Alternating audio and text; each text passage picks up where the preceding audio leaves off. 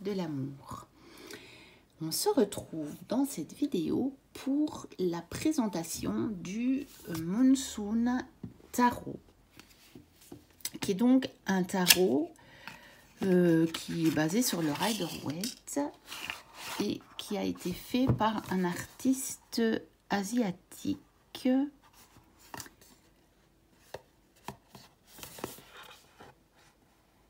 Et qui a été édité par Wo Studio. Voilà, et donc fait en Chine. Donc je pense que c'est du chinois dans le petit livret qui accompagne, dans le petit guidebook. Voilà, donc on a le petit guidebook comme ceci, qui est donc à mon avis en chinois et en anglais. Donc ça c'est la table des matières, donc voilà. Donc, il y a juste quelques mots-clés et des petites phrases clés, on peut dire, voilà. Juste ça, mais c'est juste, c'est un... voilà. Donc en fait, je vous disais dans la vidéo de présentation de mes cadeaux d'anniversaire, je n'avais pas eu le temps de regarder encore. En fait, ils ont un partenariat avec le site sur lequel je l'ai acheté, Vermillon Collection. C'est un partenaire, voilà, qui distribue les éditions de Wo Studio. Voilà. Donc shopvermillon.cc, mais normalement je vous aurais déjà mis le lien, puis si vous voulez je vous remets le lien. Si ça vous intéresse, je vous remets le lien pour l'acheter, parce que je vous dis, c'est un site fiable et qui, en tout cas quand on commande en Europe, moi en tout cas, et je pense que ça doit être leur manière de faire, c'est envoyé du Luxembourg, donc vous n'avez pas de frais de douane. C'est certain, vous ne les avez pas, c'est pas une chance. Vous ne les avez pas, vous n'avez pas de frais de douane. Donc c'est quand même intéressant. Alors, voici les cartes. Donc la qualité, c'est fin, mais très très très souple. Donc c'est vraiment pour faire le mélange à la façon poker. Mais en même temps, c'est ligné. Je ne sais pas si vous le verrez. Je vais essayer de montrer. On ne voit pas. Oui, là, comme ça, on le voit. Vous voyez? Et c'est la finition carte à jouer. Donc, vous voyez, c'est ce fini qui ne s'abîme pas. Il y a une couche qui fait que c'est totalement protégé et que, enfin, ça ne s'abîme pas. Si ça s'abîme, mais au bout de combien d'années d'utilisation? Vous voyez? Et donc, voici le dos. Et je vais vous montrer donc les cartes. Voici le fou.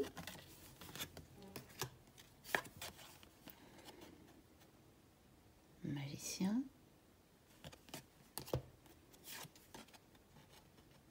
Grande prêtresse. Donc c'est légèrement brillant, hein. Vous voyez que j'ai un tout petit peu le reflet de ma lampe. Impératrice.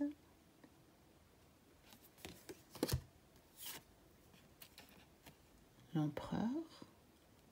C'est un peu original parce que on pourrait croire que c'est la carte des amoureux quand même. J'irai un petit peu voir les mots-clés. Le hiérophant. Qui fait quand même un peu penser aussi à l'ermite. Mais bon, il a son livre. Voilà les amoureux. Ou curieusement, il n'y a pas deux personnages, il n'y a pas le couple. Ça peut être intéressant, hein. Je le découvre, hein. Je vous ai tourné la vidéo de mes cadeaux d'anniversaire et dans la foulée, je vous tourne la présentation, hein. Donc, je ne m'en suis pas servie. J'ai pas eu le temps de regarder plus avant que ça. Chariot. La force. Mais il me paraît extrêmement intéressant à creuser l'ermite, ce tarot. La roue de fortune. La justice.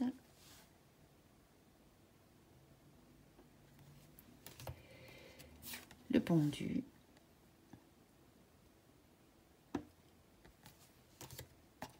La mort.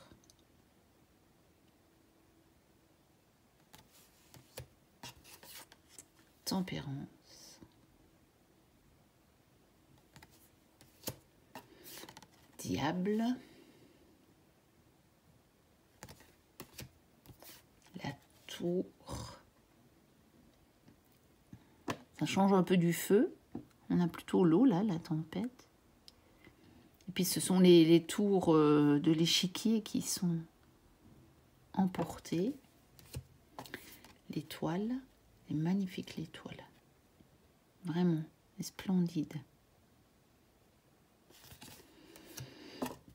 La lune. Il y a vraiment à creuser ce tarot.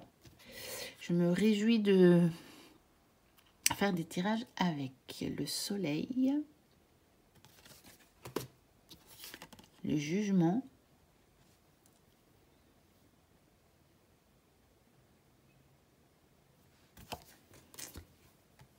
Et le monde.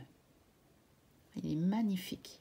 Vraiment. Je suis vraiment contente de l'avoir pris finalement. Alors, les suites sont nommées selon l'élément. L'as de feu. Le 2 de feu. Le 3 de feu. Le 4. Le 5, le 6, le 7, le 8, le 9. C'est vraiment très, très, très intéressant. Et le 10. Ah, j'aime beaucoup les illustrations. Le point de vue adopté a l'air extrêmement intéressant. Très enrichissant, je pense, pour la compréhension des cartes. Le page, le cavalier, la reine et le roi. Alors, la suite de l'air, donc des épées. Oui, parce que le feu, c'était donc les bâtons, vous l'aurez compris. Donc, l'as, le 2. Très intéressant aussi. Avec la paire de ciseaux et la clé, le bandeau sur les yeux, une espèce de ruban qui la tient prisonnière, mais sans, on voit bien que, voilà, on passe à travers déjà, puis on sent bien que c'est pas très serré, hein, qu'on peut s'en défaire facilement. J'aime beaucoup, beaucoup, beaucoup la vision de ce tarot. Le 3, ça change du cœur transpercé, hein. Et elle tient une clé. On voit le personnage qui s'éloigne là. C'est très, très intéressant. Le 4. Le 5.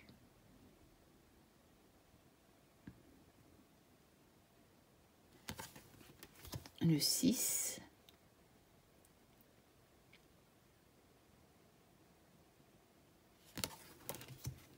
Le 7. Le 8.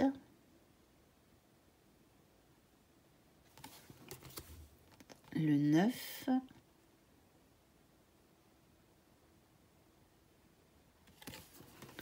Et le 10.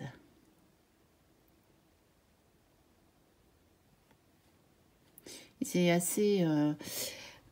Hugues, il le disait, hein, c'est un tarot un petit peu... Il voulait l'utiliser ici pour travailler sur les rêves. Et c'est vrai qu'il a l'air un peu onirique, puisque là, on voit effectivement le personnage féminin qui a l'air d'être déjà sur un livre, donc comme si elle sortait d'une histoire. Et on dirait bien que, en plus de ça, elle imagine ce qui se passe là-haut. Donc c'est une vision un petit peu... c'est comme si les personnages ne vivaient pas vraiment les situations. Et ça peut être quelque chose d'un peu plus doux peut-être que certains tarots. Le page, ça peut nous donner plus de recul sur la situation. Le cavalier, la reine, elle est très belle je trouve la reine. Et le roi, avec le petit chat qui tient par la main. C'est trop mignon. Pourtant, je suis pas très chat, mais alors là, celui-là. Alors, les coupes avec l'eau. L'as. Le 2.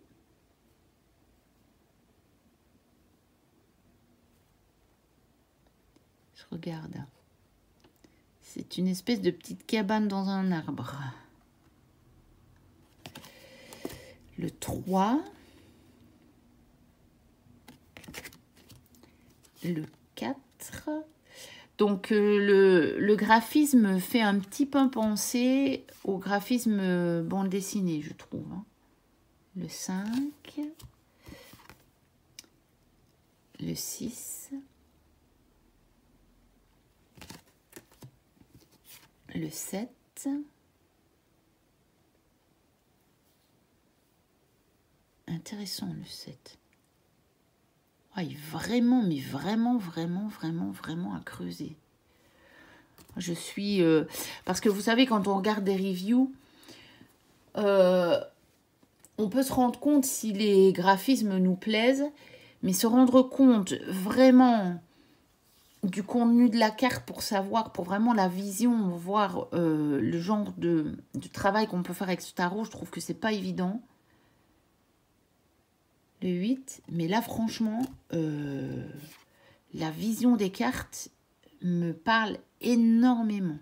Le 9, je pense que ça va vraiment être un tarot avec lequel que je ne vais pas sortir juste, oh oui, allez, je prends celui-là aujourd'hui, juste comme ça. Je vais faire un vrai travail avec. Le 10, le page, le cavalier, la reine et le roi. C'est d'ailleurs dommage que dans le petit livret, il n'y ait pas plus que des mots-clés, des phrases-clés. Après, c'est peut-être voulu parce que quelque part, comme ça, chacun y verra ce qu'il y a à voir. Alors, l'as. Donc, on arrive dans les pentacles. L'as, donc, de terre. Hein. La terre. Le 2. Le 3. Le 4. Mignon, le petit hérisson. Le 5. Je regarde. La carte du manque, de la pauvreté.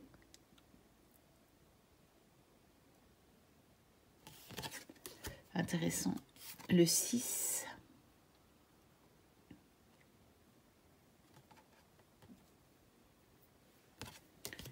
Le 7.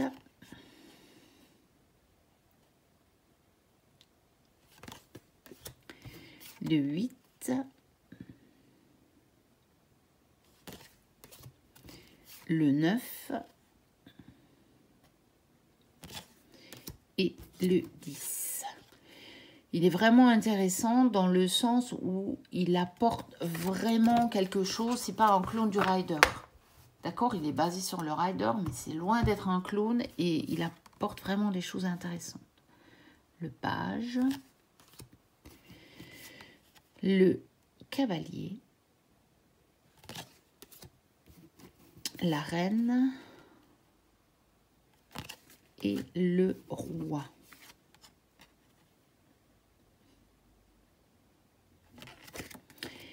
Et il y a deux cartes alternatives.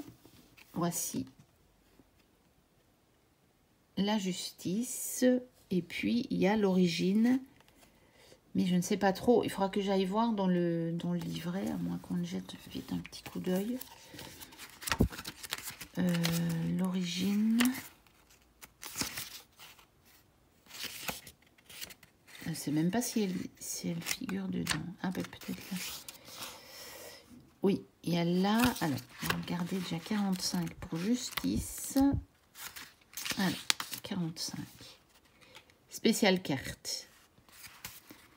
Et origine, spéciale carte. Origine n'a pas de signification.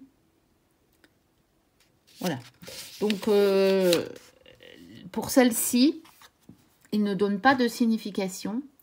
Il dit que on peut donner totale liberté à notre imagination et des associations pour l'utiliser et l'interpréter. Voilà, donc il ne donne pas de signification. Et pour la justice, c'est honnêteté avec soi-même, la part la plus importante de la vie, réalisation, balance intérieure, responsabilité et croissance personnelle. Alors que si je vais voir à justice, là, il ne donne pas les mêmes interprétations. Donc en fait, ce n'est pas... Après, vous pouvez très bien l'utiliser, hein, mais ce n'est pas nécessairement une carte alternative à celle-ci. À la 11. D'ailleurs, vous voyez, il n'y a pas de numéro. En même temps, oui, mais ça vous laisse quand même la force, j'allais dire. Ça vous permet de ne pas avoir de numéro pour la justice si vous voulez la mettre en 8, mais vous aurez quand même la force. Voilà. Bon. Ce sont 2 cartes bonus, en fait, je pense. Réellement, ça a été fait dans les cartes, plutôt dans l'optique de cartes bonus. Alors,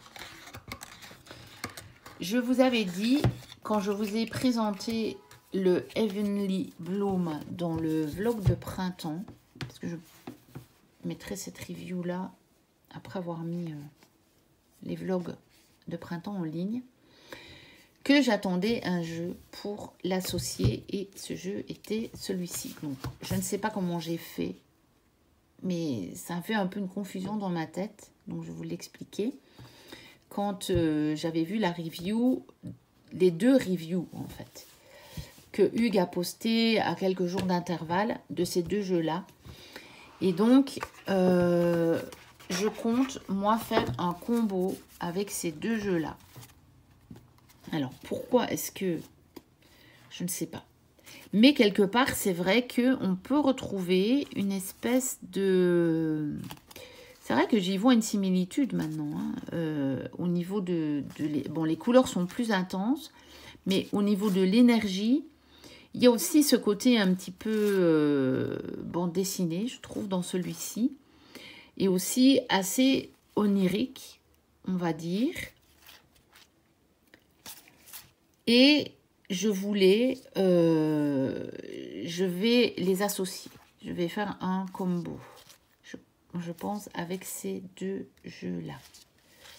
Voilà, donc je vous remontre les cartes, je vous remontre le dos. Très joli, la tranche magnifique, le petit livret. Et donc celui-ci, on le trouve chez US Game, donc assez facilement. Donc je vais faire un combo. Je vous montrerai peut-être, referai peut-être encore une vidéo pour vous montrer ce que ça donne en combo. Mais là, je voulais juste vous montrer, donc c'est ces 2 jeux-là que je voulais associer. Voilà, pour la présentation du Monsoon Tarot. N'hésitez pas à liker, à me dire en commentaire ce que vous en avez pensé. À vous abonner si ce n'est déjà fait et si le contenu vous plaît. Moi, je vous dis à très bientôt pour une prochaine vidéo et d'ici là, portez-vous bien. Bye bye.